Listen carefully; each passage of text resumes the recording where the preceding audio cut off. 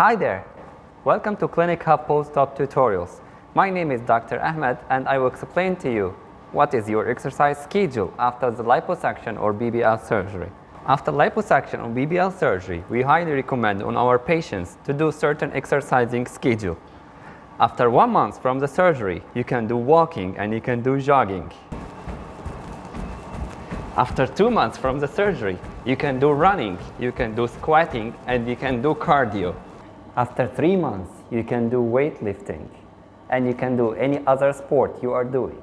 Directly after the liposuction and BBL surgeries, we are recommending also on our patients in the first weeks to eat a very high calorie diet because they lost a lot of blood inside the surgery, as well as we need to make sure that fat survival is the maximum after the surgery. Thank you for watching the video.